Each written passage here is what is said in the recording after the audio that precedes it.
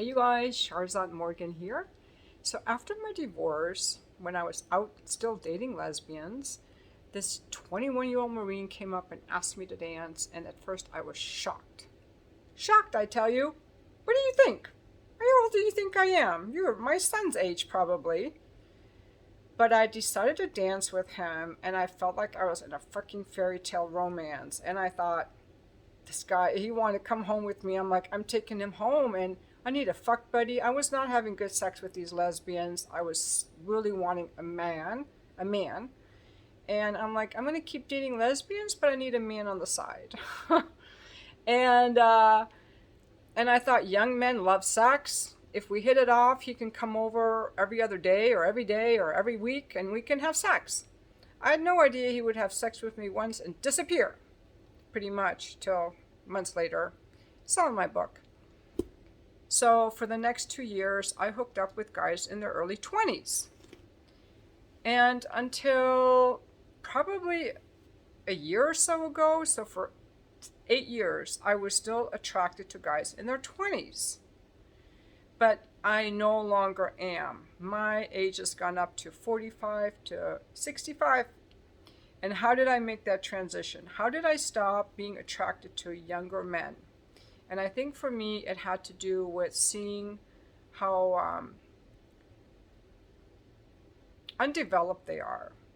How undeveloped they are compared to men my age in terms of their understanding of the world, their understanding of women, their knowing themselves, their ability to be intentional and purposeful. Like they're kind of they're very flaky when they're young, very flaky. They don't have the bandwidth. They don't have the bandwidth to interest me or to be relational or to move anything forward or to talk to me about interesting things or suggest interesting things to do. They're kind of boring, it turns out. Aside from the sex part, they're really boring. They're fun to look at, they're fun to fuck, they got nice hard cocks, nice hard bodies, they're very passionate in bed, they're very sweet and respectful. But other than that, there's nothing. There's nothing there to offer. They're not intellectually stimulating, they just don't have the life experience yet. And so about a year ago, I really started noticing that. And as I started thinking about what do I really want from a man and allowing myself to be like, how do I want to be treated? What were the things that I didn't get maybe growing up? Because see, my ex-husband was emotionally unavailable and walled off. And I was trying to work beyond that. Why do I like men who are walled off? What would it be like for me to be attracted to men who are actually emotionally available?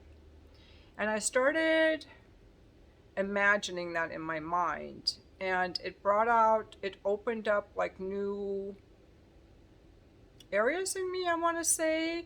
You might want to research neuroplasticity and epigenetics, and by just imagining like different scenes, like different kind of childhood scenes, I changed my sexual fantasies to be kind of from to be more richer emotional content. I changed my sexual fantasies to have richer emotional content rather than just it being physical content.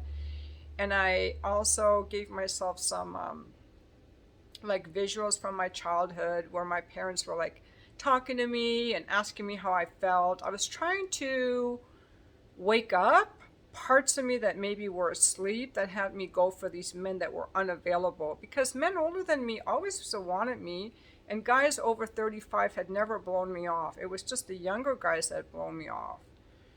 And they really, now when I look at guys in their 20s, I'm like, I don't even like their hard bodies anymore, because their whole body and persona is associated with immaturity, inconsistency. They're incapable, really, of. I'm sure there are exceptions. Like I look at my sons, they're in their 20s, and they're very mature in their relationships with their women, like they're real men. But not all men are like that. And most men that age don't want to date somebody my age anyway. So let's get real. So I started being more attracted to men my age as I started desiring more than just sex and good looks. And I got to where, like, okay, what if I start considering men who are 6 or 7 in terms of looks and just see how they treat me? And I'm going to focus on how I feel. I'm going to focus on how I feel and how I'm treated, and that's where I'm at. And when it comes to that, definitely 40 plus or 45 plus generally is a good cutoff point as the minimum age. And I could go up into the late 60s because some guys in their late 60s look really good. They take really good care of themselves. Like I take really good care of myself. Should we have a peek? I don't want to peek too low. Anyway, I digress. So I will be 61 soon. So the point of this video is to say, okay, I get that I'm reading a book now called The Case Against the Sexual Revolution by Louise Perry, and it's all research-based.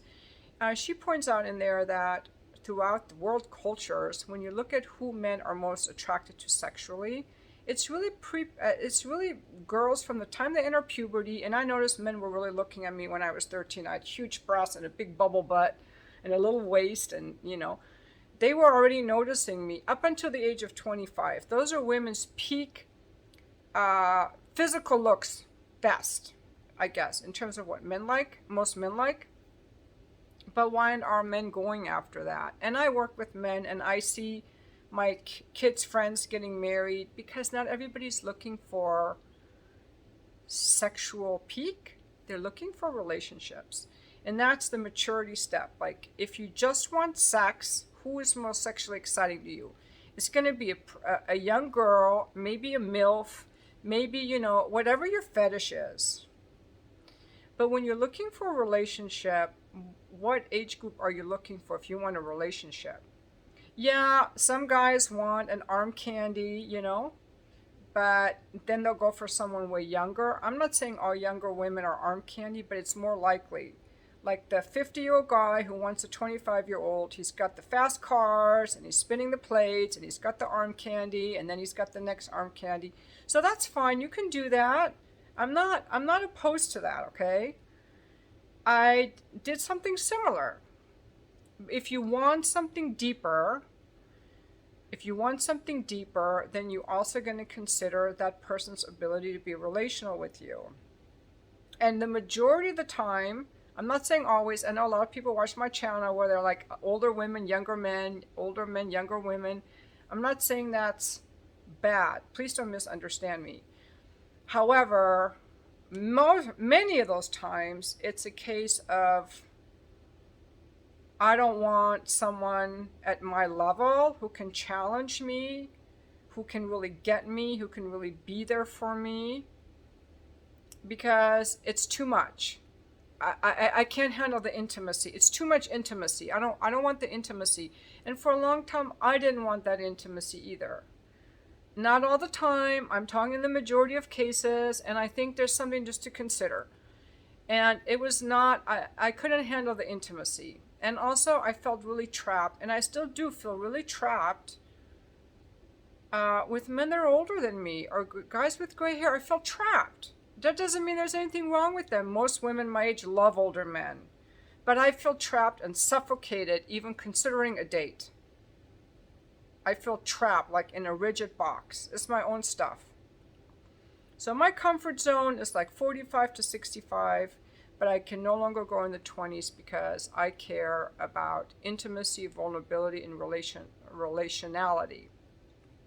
But if I'm just looking for a plaything, or I just want something quick and easy or superficial, a younger person would be it because they don't require as much. They're not going to challenge me. They're not as deep. It's easier, maybe. Nothing wrong with that.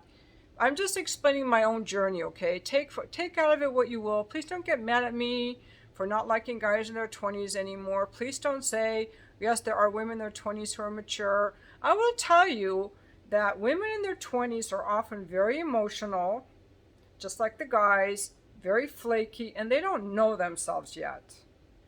And I've seen this a lot around my daughter and her friends and my son's girlfriends. I've seen it. And in myself, I had to learn how to deal with my emotions, how to deal in relationships, how to know myself. I'm not saying I'm perfect, but I am more developed and more knowledgeable than I was then, for sure.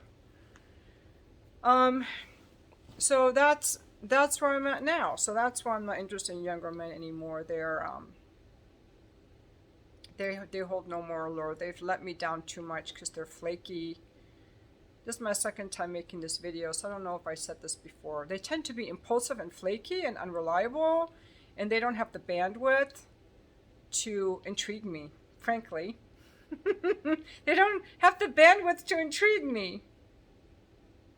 And when I work with older men, what I like about them is because they've been married, the guys have been married. Now, there's some guys that are older that are really flaky. They have avoidance issues. I know why they're divorced. Some of them are very good looking, guys in their 40s and 50s that have, I'm like, you could get any girl you want. Why are you here?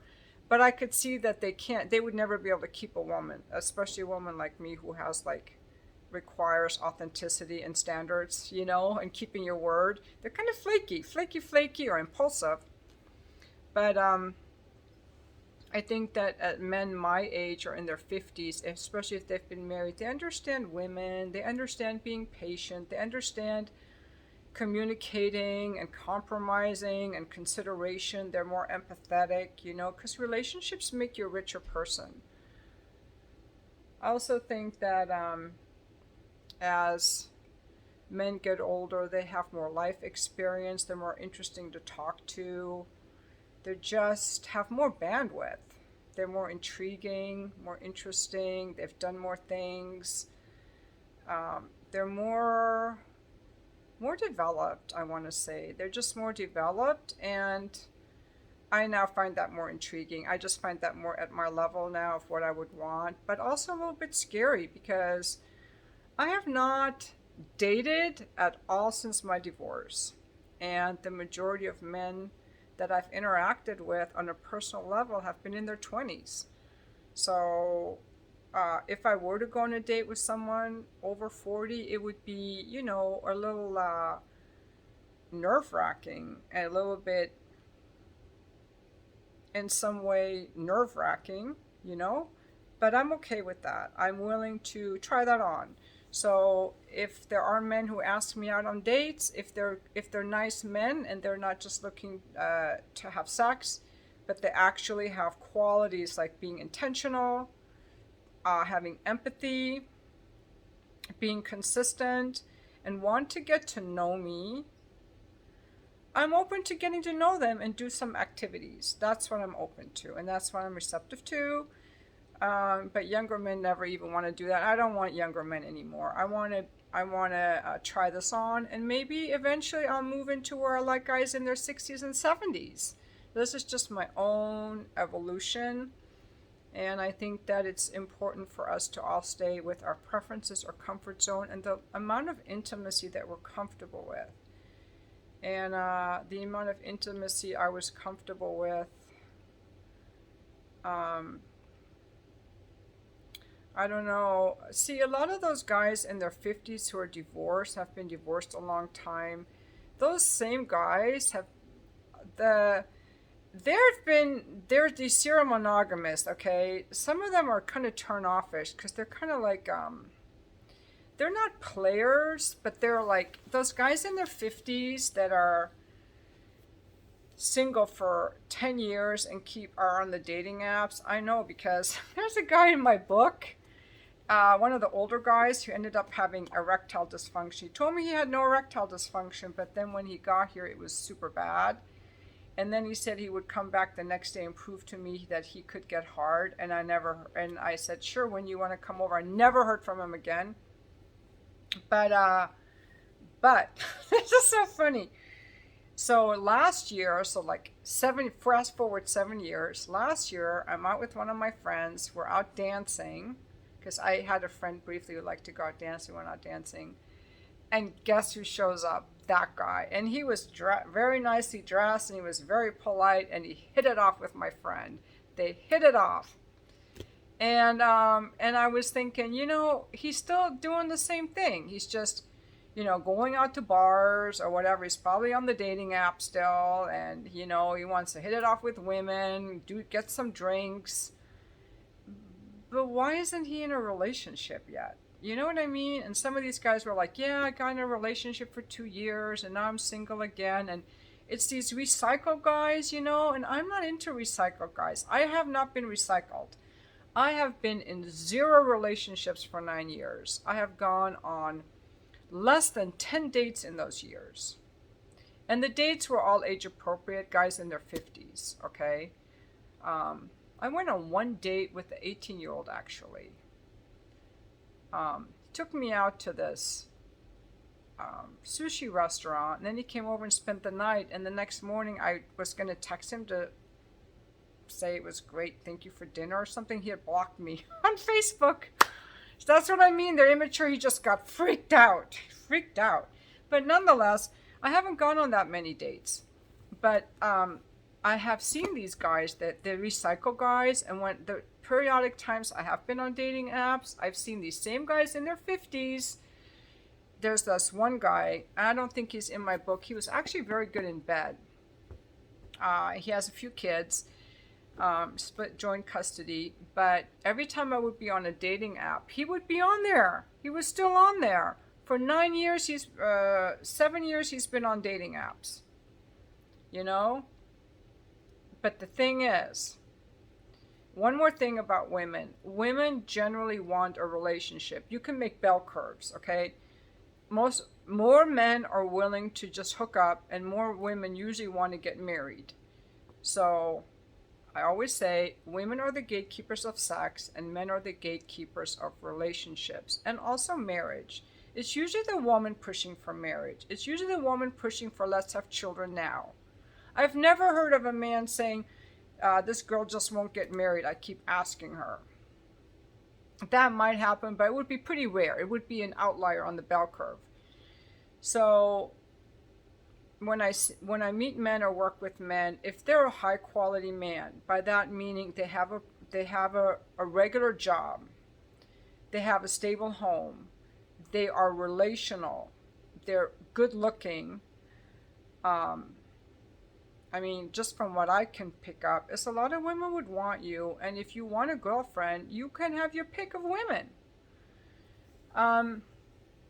So a guy that's relational, a man who's relational, likes relationships, is not single for very long, because he's going to find one right away, pretty much within a year at most. He can find one. So if he's single year after year after year, he's not relational, or he's not picking the women well, that something's off there. My ex-husband, he's not even that relational. After we divorced, he said, Shahrazad, I like the companionship. I want to get married again. He didn't say, I'll never get married again, marriage sucks. He liked being married. So he went out to look for another wife, and a few months later he found someone that he pursued, and they're married. He's a perfect example. My dad got remarried pretty quickly after he divorced my mom. But there's certain men who will never get remarried because they're not able to sustain a relationship. So those men have issues, in my opinion. Women who are too easy with the sex and men who can't commit to a relationship have issues. But I digress. I'm just saying that I met a lady at the grocery store the other day, and we were talking, and she's widowed, and I told her she's been widowed 5 years. I said, there are great men out there, and I said, look for a widower, because she's my age. I said, those guys look for someone who's relational, someone who's a widower. Probably they're relational, and the only reason they're on the market is because the wife died. And they don't stay single very long usually. They usually want to get into another relationship pretty quickly because they like relationships. And because they're relational, they can get one. They know how to talk to women. They like women. Women pick up on that. They know how to be in a relationship. They know how to treat a woman. They know how to communicate. So widowers can be really good. I'm not saying just because he's a widower he's good, but don't dismiss a widower, especially if he's already processed his grief, because you don't want to compete with a dead woman, okay? But just know a lot of them have gone through a difficult time. Watching a spouse die can be very traumatizing, but some of them may not have had very good marriages and they can feel a lot of happiness in their new life, but they can also have survivor's guilt. So you want to make sure whoever you're dating that they are no longer too resentful or too sad about their other person, so they can come to you with a clean slate. But I'm getting way off topic. I'm just saying at my age, the reason I don't go on dates is because I don't see where all the single men are because I live in the freaking suburbs. But I would. And when I do go on dates, like I said, I don't kiss them because I want to get to know you. Do I even like you? That a kiss I give to a man would either be because I know we're fucking, or I know you and I like you and I want to be close to you based on knowing you and trusting you. And that knowing and that trust takes time to develop. Like, have you consistently shown interest in me and shown up over time? You know, do I like things about you? Do I know you? Like, that takes time. I don't just go around kissing guys. Some women do. I met this gal once who's like, oh, I love kissing men. Okay. Why? I don't know. That's not me. That's not how I am. So that's just sharing a little bit about my interest. This is more like this is not an advice video. This is a video log. There's a thing called a video log. And on my video logs, I don't allow people to put me down. Like, don't put me down. This is me sharing my preferences, my experiences, my journey. I didn't put anybody down. Even that video about the Middle Eastern guys, it's true. It's a macho culture. Sure, there are exceptions, but do I want to weed through the exceptions to see, do I want to date a bunch of Middle Eastern guys to discover if this guy's an exception? I don't. And I don't have to.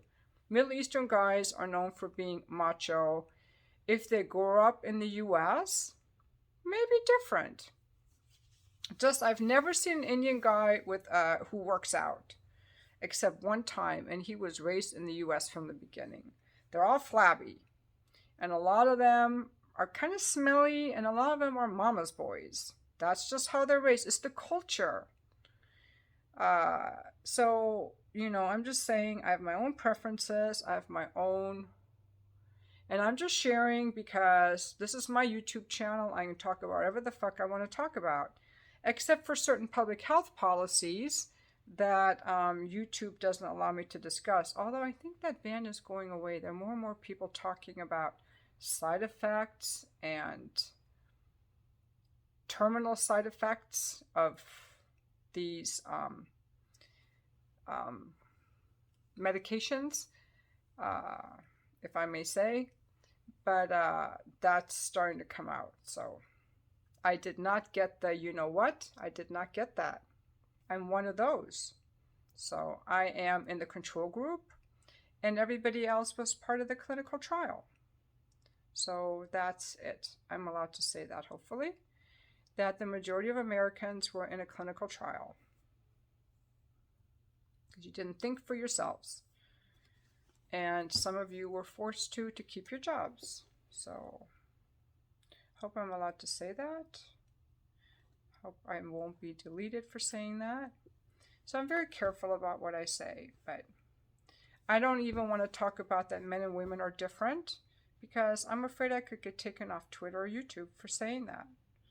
I am afraid of that. So maybe I should start, maybe what I should do is start a blog on my Treasure Within Coaching website and talk about that stuff there, because on my own website I can say whatever I want. In my book I could say whatever I want. There is still the free speech allowed. Thank you for watching my video, and this will be called Why I No Longer Am Attracted to Men in their 20s or 30s. Because they have been disappointed in me too long. They can't sustain my interest. they bore me now.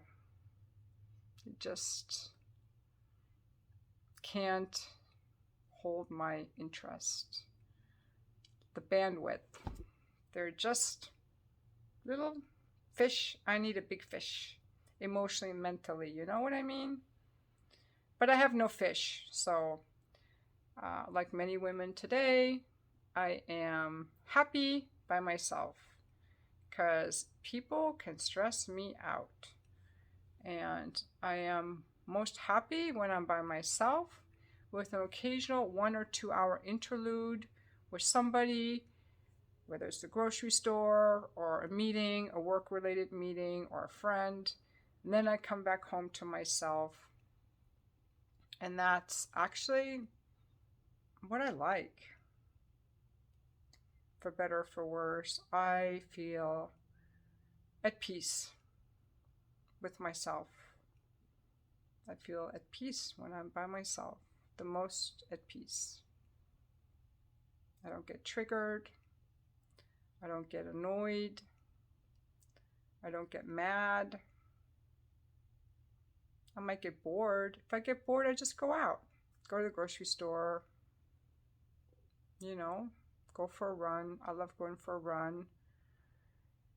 I have my personal training. So I don't even know what dating could do for me, but I'm willing to try it. And for that, I need men who are willing to ask me out in real life only. I will only go out with men who ask me out in real life. You have to actually be in front of me and ask me out, because men that are too afraid to meet me and ask me out, and they have to do it behind a keyboard, are not the men I'm interested in. If you're that afraid of asking me out, how are you ever going to challenge me or confront me about something? And I am done with guys who are fucking cowards and won't bring up stuff. I was married to a guy like that, walled off, avoidant.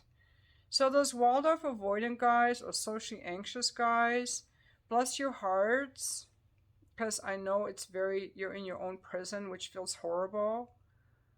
I'm not willing to take on prisoners.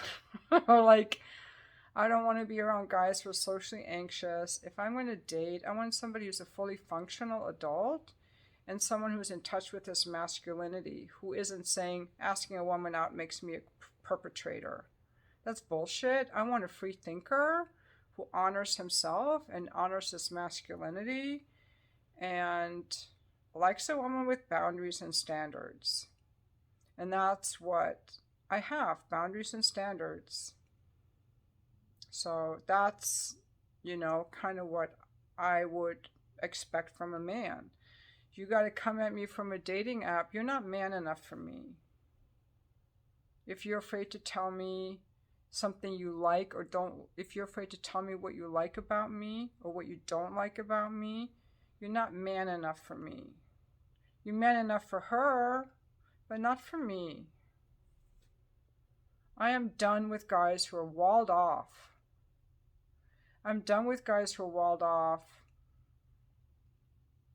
who are afraid to say how they feel. And I feel sad for you that you're in your prison, but relationships are not a charity. Relationships are not a charity. They're not an exercise in what I can put up with and what I can be okay with. And it's not my job to heal you. If you want healing, get a therapist. It's not my job to heal you. It's not my job to draw you out of your wounds. One of the guy I said was good in bed, he said he couldn't date me because I kind of said, maybe we could date.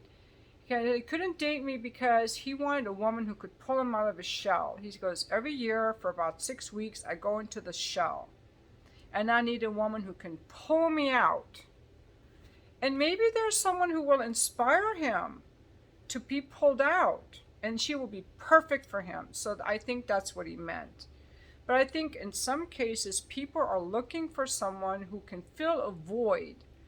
I have actually heard people say, my partner will love me no matter what. You're acting like a baby wanting a mommy now. Because adults don't have to love each other no matter what. Adults are accountable and responsible for our behavior. And if I become dysfunctional and check out by becoming an alcoholic, a cheater, an avoidant, a workaholic, and I neglect you, you don't have to love me no matter what. That's bullshit. I have heard people say my partner will love me in the places I haven't loved myself before, and my relationship will heal me because my partner will love me where I haven't loved myself. You're looking for a mommy, but you're not a baby. You're an adult. You have to give yourself that love. So in a relationship, yeah, it's like you can't just be selfish. I'm not saying that, but I'm not out to find someone who needs healing. I'm not out to look for someone who needs healing because he's so wounded, or, who needs a mommy because he's so helpless, or he wants me to understand all of his wounds. Like, can you just be functional? Can we just enjoy each other as equals? Sure, you might be sick and I'll take care of you, and I might be sick and you can take care of me. That's all fine. But don't come at me with your deficits in hand. Here are my deficits. I don't want a guy who's coming at me with 80% cup full going, I have a 20% deficit. Can you fill me, Sharzad? Can you fill me? Can you fill me? Or I will not share with you how I feel. I'm going to be walled off. But don't you want me? Don't you want me? I'm walled off. Don't you want me? It's like, no, I don't. Can you just open and then come to me? That's all I'm saying. And there are a lot of wounded, dysfunctional people, and I just don't want to deal with that. And I don't want to dismiss my own needs to compensate for other people's lack. And there's a lot of that out there. So that's what I mean.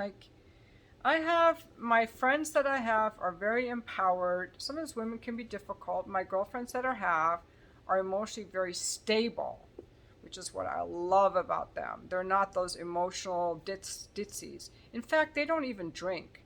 If I think about all the female friends I've had, they don't drink. The female friends I've had who drink, the friendships were very short lasting because they always have weak holes in their boat, and I can't deal with that. They have to go. Those are no good. Stay away from people who need to drink every day. Stay far away, in my opinion. I mean, I drink every day, but I have a glass of wine with dinner and then I stop. But people who need to get drunk every day, bad news. But I digress. This is my vlog, my video log. And so this is just me sharing about, my journey, just because I want to say it, just because I wanted to speak it. And maybe if you get something out of it, fine. And if you don't, that's fine too. Thanks for watching anyway. Thanks for watching my long ass video.